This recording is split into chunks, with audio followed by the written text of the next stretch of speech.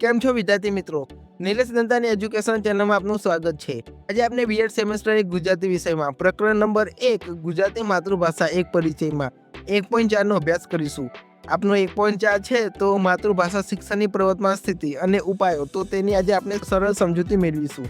ગુજરાત યુનિવર્સિટીની પરીક્ષામાં આ મુદ્દો વારંવાર પૂછાતો રહે છે, એટલે કે મોસ્ટ ટાઈમ્પી ક્વેશ્ચન છે.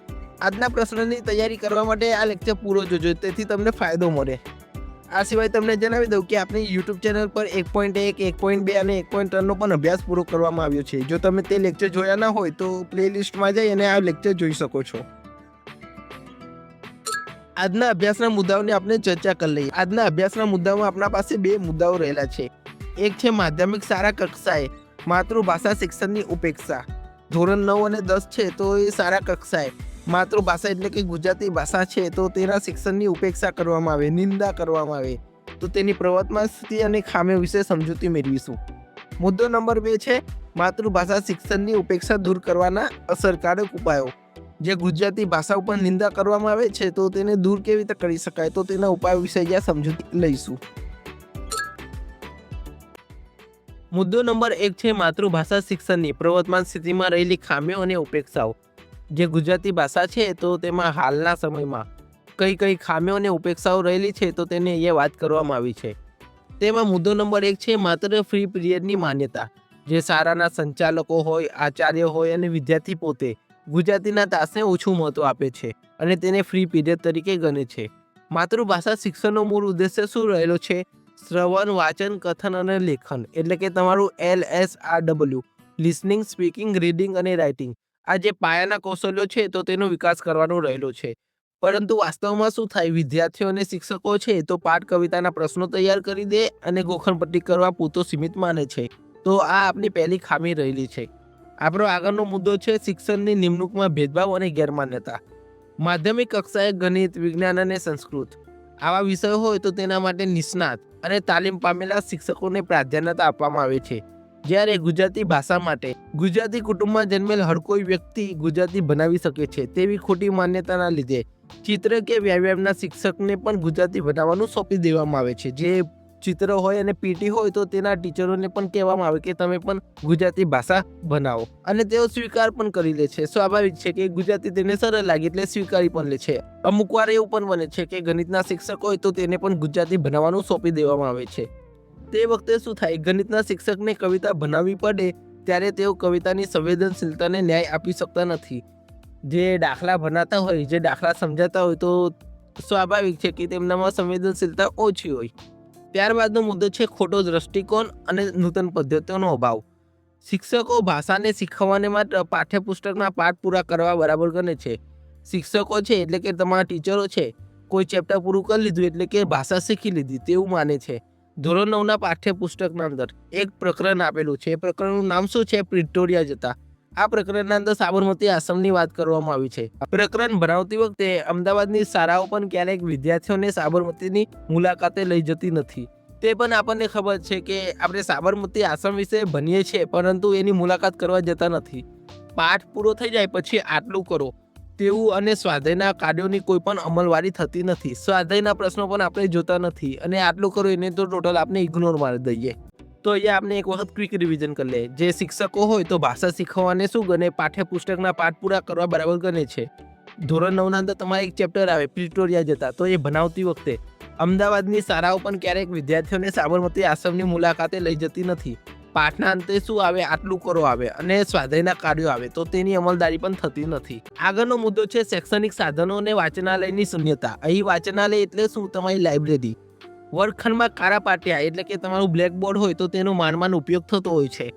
આપણને ખબર હોય કે જે શિક્ષક હોય તો બ્લેકબોર્ડનો ઉપયોગ પણ ઓછો કરે છે. ધોરણ 8 અને 9ના પાઠ્યપુસ્તકના કવર પર આપેલા સાહિત્યકારોના ફોટાઓથી પણ શિક્ષકો અને વિદ્યાર્થીઓ અજાણ હોય છે. મારે ધોરણ 8 અને 9 ઇવન જે ધોરણ 10ની ચોપડીઓ છે અમુક સાહિત્યકારોના ફોટા આપેલા હોય છે, તો તેનાથી પણ શિક્ષકોને અજાણ હોય. તેઓને ખબર જોતી નથી કે અહીંયા પણ ફોટા આપેલા છે. શાળાઓમાં કાં તો વાંચનાલય નથી હોતા, અને હોય તો પણ અનુસ્નાતક કક્ષાના વિદ્યાર્થીને એ પણ ખબર હોતી નથી કે પુસ્તકાલયમાંથી પુસ્તક કેવી રીતે પસંદ કરવું.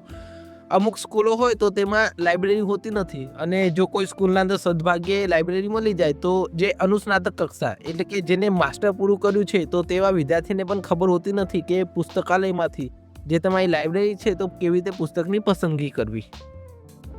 ત્યારબાદનો મુદ્દો છે નીરસ વ્યાકરણ શિક્ષણ.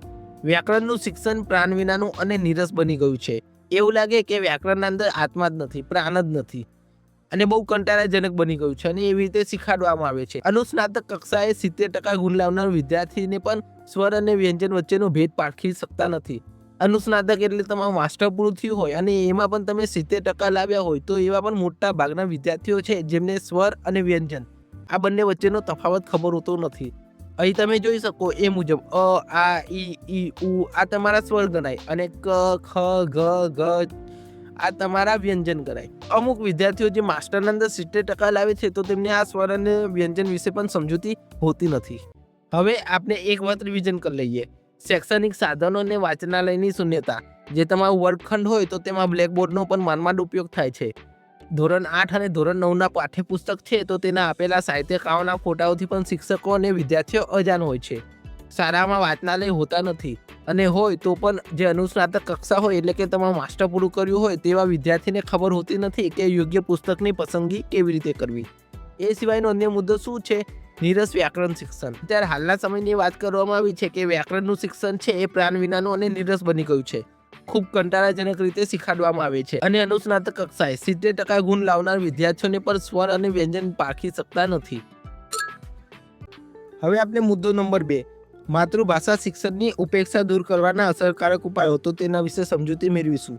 ગુજરાતી ભાષામાં જેટલી ખામી રહેલી છે, જેટલી ઉપેક્ષા રહેલી છે, તો તેને દૂર કરવા માટે અહીં કેટલાક ઉપાયો આપવામાં આવ્યા છે, તો તેની સમજૂતી મેળવીશું. પહેલો મુદ્દો છે યોગ્ય અને રસ ધરાવતા શિક્ષકોની પસંદગી કરવી. અન્ય વિષયોની જેમ ભાષાના શિક્ષકની નિમણૂક વખતે પૂરેપૂરી ચોકસાઈ રાખવી અનિવાર્ય છે. શિક્ષકની નિમણૂક વખતે તેનો ભાષા, સાહિત્ય, અધ્યાપન પ્રત્યેનો રસ, લગાવ ખાસ કરીને ચકાસવો જોઈએ, અને શિક્ષકો માટે વિશેષ તાલીમ વર્ગો પણ યોજવા જોઈએ. મુદ્દો નંબર 2 છે વ્યવહારિક અને જીવનલક્ષી દ્રષ્ટિકોણ. શિક્ષણને માટે પાઠ્યપુસ્તક પૂરતું મર્યાદિત ન રાખતા વિદ્યાર્થીઓ માતા પિતા, મિત્રો અને મહેમાનો સાથે યોગ્ય વાર્તાલાપ કરી શકે એટલે કે કમ્યુનિકેશન કરી શકે, વડીલોના સૂચનો સમજી શકે અને ઉચ્ચ અભ્યાસ માટેના ફોર્મ જાતે ભરી શકે તેવો વ્યવહારિક દ્રષ્ટિકોણ શિક્ષકે ખીલવવો જોઈએ. હવે આપણે ક્વિક રિવિઝન કરી લઈએ. પહેલો મુદ્દો છે યોગ્ય અને રસ ધરાવતા શિક્ષકની પસંદગી. આ મુદ્દામાં શું કહેવામાં આવ્યું છે કે ભાષાના શિક્ષક છે તો તેની નિમણૂકમાં ચોકસાઈ રાખવી અનિવાર્ય છે. શિક્ષકની નિમણૂક કરતી વખતે ભાષા, સાહિત્ય, અધ્યાપન પ્રત્યેનો રસ, લગાવ ખાસ કરીને ચકાસવો જોઈએ. શિક્ષકો માટે તાલીમ વર્ગો ગોઠવવા જોઈએ. અન્ય મુદ્દો છે વ્યવહારિક અને જીવનલક્ષી દ્રષ્ટિકોણ. તેમાં શું કીધું છે કે શિક્ષણને માટે પાઠ્યપુસ્તક સુધી મર્યાદિત ન રાખતા વિદ્યાર્થીઓ પોતાના માતા પિતા, મિત્રો, મહેમાનો સાથે યોગ્ય વાર્તાલાપ કરી શકે એટલે કે કમ્યુનિકેશન કરી શકે, માહિતી સંચાર કરી શકે, વડીલોના સૂચનો સમજી શકે અને ઉચ્ચ અભ્યાસ માટે ફોર્મ જાતે ભરી શકે તેવા વ્યવહારિક દ્રષ્ટિકોણ શિક્ષકે ખીલવવા જોઈએ. મુદ્દો નંબર 3 છે નૂતન અધ્યાપન પદ્ધતિનો પ્રયોગ. જે નવી અધ્યાપન એટલે કે ભણાવવા માટેની પદ્ધતિઓનો પ્રયોગ થાય છે તો તેનો ઉપયોગ કરવો જોઈએ. અહીં કેટલીક પદ્ધતિઓ આપેલી છે. પહેલી પદ્ધતિ છે પ્રોજેક્ટ પદ્ધતિ. વિદ્યાર્થીઓ પાસે સંધિ કે સમાસના ચાર્ટ બનાવવા જોઈએ. એવું પણ કરી શકો કે તમે જે ગુજરાતી ભાષા છે તો તેના કવિઓ, લેખકો, તેમના પરિચય વિશે પણ ચાર્ટ બનાવી શકો. બીજો મુદ્દો છે જીવંત સંપર્ક. ધોરણ 12માં એક કાવ્ય આવેલું છે પથ્થર થથર ધ્રુજે. તો કાવ્ય બનાવવા માટે સીધા જ આપણે કવિ નિરંજન ભગતની મુલાકાત કરાવવી જોઈએ. જે વ્યક્તિએ કવિતા કે પાઠ લખ્યો છે તો તેના મુખે આપણે કવિતા કે પાઠ સમજીએ તો વધારે સારું રહે. મુદ્દો નંબર 3 છે નાટ્યકીકરણ અને ગાન. જે કાવ્ય હોય જેમ કે અહીં ઉદાહરણ આપ્યું છે જબકજોત કાવ્ય, તો તેનું નાટ્યકીકરણ કરાવવું જોઈએ, અને છાંદોબદ્ધ કાવ્યોનું વિદ્યાર્થીઓ પાસે ગાન કરાવવું જોઈએ જેથી ભાષા પ્રત્યેની નિરસતા ઘટે. અહીં શું વાત કરવામાં આવી છે? જે કાવ્ય આપ્યા હોય તમારા તો તેનું નાટક સ્વરૂપે રજૂઆત કરવી, જે છંદ આપ્યા હોય તો તેનું ગાન કરવું. હવે આપણે ક્વિક રિવિઝન કરી લઈએ. નૂતન અધ્યાપન પદ્ધતિનો પ્રયોગ, જ્યાં પ્રોજેક્ટ પદ્ધતિ આપી, જીવંત સંપર્ક આપ્યો અને નાટકીકરણ અને ગાન વિશે સમજૂતી આપવામાં આવી છે. પ્રોજેક્ટ પદ્ધતિમાં તમારે ચાર્ટ બનાવવાના રહેશે. જીવંત સંપર્કમાં જે વ્યક્તિએ કવિતા કે પાઠ લખ્યો છે તમારે તેનો સીધી મુલાકાત કરવાની રહેશે. નાટકીકરણ અને ગાનના અંદર તમારે જે કવિતા છે તો તેનું નાટકમાં રૂપાંતર કરવાનું રહેશે જેથી નવી મેથડથી આપણે વધારે સાહિત્ય સમજી શકીએ અને નિરસતા ઘટે. ત્યારબાદનો મુદ્દો છે શૈક્ષણિક સાધનોનો મહત્તમ ઉપયોગ. શબ્દકોશ, જોડણીકોશ, લેખકોના ચાર્ટ, ફ્લેશ કાર્ડ વગેરેનો આપણે ઉપયોગ કરવો જોઈએ. કાવ્યગાન માટે આપણે ટેપ રેકોર્ડરનો ઉપયોગ કરવો જોઈએ. રામાયણ કે મહાભારત હોય તો જેવા ગ્રંથો અથવા સાહિત્યિક કૃતિઓ હોય તો તેના આધારિત ફિલ્માંકન ટીવી પર બતાવીને શિક્ષકને રોમાંચક બનાવવું જોઈએ. ત્યારબાદનો મુદ્દો છે વાંચનાલયને સક્રિય કરવું. એટલે તમારી લાઇબ્રેરી છે તો તેને એક્ટિવ યુઝ કરવો. પ્રેરણાદાયક પ્રયોગો કરવા. શાળાઓમાં ફરજિયાત વાંચનાલયની સુવિધા ઊભી કરવી જોઈએ. ઉત્તમ વાંચન માટે ઇનામો આપવા જોઈએ. પ્રેરણાદાયક પ્રયોગમાં નવસારી ગામનું ફરતું પુસ્તક પ્રયોગ તો તેના વિશે સમજૂતી આપવામાં આવી છે. એક જ વર્ગમાં 9મા ધોરણમાં એક જ વિદ્યાર્થી 168 પુસ્તક વાંચીને અન્ય વિદ્યાર્થીઓને વાંચન માટે પ્રેરિત કર્યા હતા. વર્ગના રોલ નંબર પ્રમાણે પુસ્તક ફરતું રહે તેવી વ્યવસ્થા કરવી જોઈએ. ત્યારબાદનો મુદ્દો છે સર્જનાત્મક પ્રવૃત્તિઓનું આયોજન. શાળામાં આપણે જોડણી દિવસ, ગુજરાતી દિવસ, લેખક જન્મ દિવસ વગેરેની ઉજવણી કરવી જોઈએ. ભાષા મંડળની સ્થાપના કરવી જોઈએ. કવિ સંમેલન યોજવા જોઈએ. વિદ્યાર્થીઓને સ્વરચિત રચનાઓ માટે હસ્તલિખિત અંક પ્રકાશિત કરવા જોઈએ, જેથી વિદ્યાર્થીઓ વચ્ચે તંદુરસ્ત હરીફાઈ જળવાઈ રહે. અંતે છેલ્લો મુદ્દો આપવામાં આવ્યો છે શિક્ષકનું માતૃભાષા પ્રત્યેનું ગૌરવ. સૌથી મહત્વનું પાસું એ છે માતૃભાષાના શિક્ષકે પોતપોતાના વિષયનું ગૌરવ કરવું પડશે. અને વિષયના શિક્ષકો જેમ કે ગણિત, વિજ્ઞાનમાં જોડણીની ભૂલો કરે તો ચાલી જાય એવો ખ્યાલ આપણને તોડવો પડશે. જો શિક્ષક પોતે પૂર્વ તૈયારી કરી એટલે પહેલાથી પ્રિપેરેશન કરવાની અને વૈવિધ્યસભર અધ્યાપન કરવાનું તે સાથે વર્ગમાં પ્રવેશ કરશે તો વિદ્યાર્થીઓનો ભાષાનું ગૌરવ આપોઆપ જળવાશે. હવે આપણે ક્વિક રિવિઝન કરી લઈએ. સર્જનાત્મક પ્રવૃત્તિઓનું આયોજન, જ્યાં જોડણી દિવસ, ગુજરાતી દિવસ, લેખક જન્મ દિવસ વગેરેની ઉજવણી કરવી જોઈએ. ભાષા મંડળની સ્થાપના કરવી જોઈએ. કવિ સંમેલન યોજવા જોઈએ. વિદ્યાર્થીઓની સ્વરચિત રચનાઓ હોય તો હસ્તલિખિત અંક હોય તો તેને પ્રકાશિત કરવા જોઈએ. અને અંતે મુદ્દો આપવામાં આવ્યો હતો શિક્ષકનું માતૃભાષા પ્રત્યેનું ગૌરવ. સૌથી મહત્વનું પાસું શું છે? માતૃભાષાના શિક્ષક પોતપોતાના વિષયનું ગૌરવ કરવું પડશે. અન્ય વિષયના શિક્ષકો જેમ કે ગણિત હોય કે વિજ્ઞાન હોય અને તે જોડણીની ભૂલ કરે તો એ ચાલી જાય એ ખ્યાલ તેને તોડવો પડશે. જો શિક્ષક પોતે પૂર્વ તૈયારી એટલે પ્રિપેરેશન કરીને જાય, વૈવિધ્યસભર અધ્યાપન સાથે વર્ગમાં પ્રવેશ કરશે તો વિદ્યાર્થીઓમાં ભાષાનું ગૌરવ આપોઆપ જળવાશે. હવે આપણે સ્વાધ્યાયના પ્રશ્નોની ચર્ચા કરી લઈએ. પ્રશ્ન નંબર 1 છે માતૃભાષા શિક્ષણની પ્રવર્તમાન સ્થિતિ વિશે નોંધ લખો. પ્રશ્ન નંબર 2 છે માતૃભાષા શિક્ષણની ઉપેક્ષાના કારણો ચર્ચો. તો આ બે પ્રશ્નો છે તો તેનો જવાબ એક જ હશે. યુનિવર્સિટીની પરીક્ષામાં મોસ્ટ ટાઈમ આ સવાલ પૂછાતા રહે છે તો તમારે આ મુદ્દા લખવાના રહેશે. માધ્યમિક શાળા કક્ષાએ માતૃભાષા શિક્ષણની ઉપેક્ષા, તેની પ્રવર્તમાન સ્થિતિ અને ખામીઓ. તો પહેલો મુદ્દો રહેશે માત્ર ફી પીરિયડની માન્યતા. બીજો મુદ્દો છે શિક્ષકની નિમણૂકમાં ભેદભાવ અને ગેરમાન્યતા. ત્રીજો મુદ્દો છે ખોટો દ્રષ્ટિકોણ અને નૂતન પદ્ધતિનો અભાવ. ચોથો મુદ્દો છે શૈક્ષણિક સાધનો અને વાંચનાલયની શૂન્યતા. પાંચમો મુદ્દો છે નીરસ વ્યાકરણ શિક્ષણ.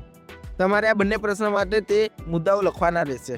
પ્રશ્ન નંબર 3 છે માતૃભાષા શિક્ષણની ઉપેક્ષા દૂર કરવાના ઉપાયોની ચર્ચા કરો. માતૃભાષા શિક્ષણમાં જે ઉપેક્ષા છે, જે ખામીઓ છે તો તેને દૂર કરવા માટેના કયા કયા ઉપાયો છે તો તેના વિશે ચર્ચા કરો. આ પ્રશ્નનો જવાબ આ મુજબ રહેશે. માતૃભાષા શિક્ષણની ઉપેક્ષા દૂર કરવાના અસરકારક ઉપાયો. તેમાં કુલ 7 મુદ્દા આપેલા છે. મુદ્દો 1 છે યોગ્ય અને રસ ધરાવતા શિક્ષકની પસંદગી કરવી. વ્યાવહારિક અને જીવનલક્ષી દ્રષ્ટિકોણ આપવું. નૂતન અધ્યાપન પદ્ધતિઓનો પ્રયોગ કરવો. શૈક્ષણિક સાધનોનો મહત્તમ ઉપયોગ કરવો. વાંચનાલયને સક્રિય કરવો અને પ્રેરણાત્મક પ્રયોગ કરવા. સર્જનાત્મક પ્રવૃત્તિઓનું આયોજન કરવું. અને છેલ્લો મુદ્દો છે શિક્ષકનું માતૃભાષા પ્રત્યેનું ગૌરવ. તો તમારે આ મુદ્દા માતૃભાષાના શિક્ષણની ઉપેક્ષાને દૂર કરવા માટે લખવાના રહેશે. અહીં પૂરો ચાર્ટ આપવામાં આવ્યો છે તેથી તમે આ યાદ કરી શકો છો. જો વિદ્યાર્થી મિત્રો તમને ભણવાની મજા આવી હોય તો વિડીયોને લાઇક કરજો, કોમેન્ટ કરજો અને શેર કરજો. તેમજ નવા આવ્યા હોય તો ચેનલને સબસ્ક્રાઇબ કરજો. આપણે અવનવાર આવા વિડીયો બનાવતા રહીશું. અને તમને કોઈ પણ ઇન્ક્વાયરી હોય તો તમે મોબાઈલ નંબર પર કોન્ટેક્ટ કરી શકો છો. આવનાર વિડીયો લેક્ચરમાં પ્રકરણ 1 ગુજરાતી માતૃભાષા એક પરિચય, જેમાં આપણે 7 માર્ક્સ અને 2 માર્ક્સના જે યુનિવર્સિટી પરીક્ષામાં પૂછાયેલા પ્રશ્નો છે તો તેનું સોલ્યુશન કરાવીશું. તે કમ્પ્લીટ સોલ્યુશન રહેશે. માર્ચ 2017 થી 2026 સુધી જેટલા પ્રશ્નો પૂછાયા છે તો તેનું સોલ્યુશન કરીશું. અને આજે આપણે પહેલા ચેપ્ટરની પૂર્ણાહુતિ જાહેર કરીએ છીએ. ત્યારબાદ આપણે નવું પ્રકરણ ચાલુ કરીશું. જય હિન્દ, જય ભારત.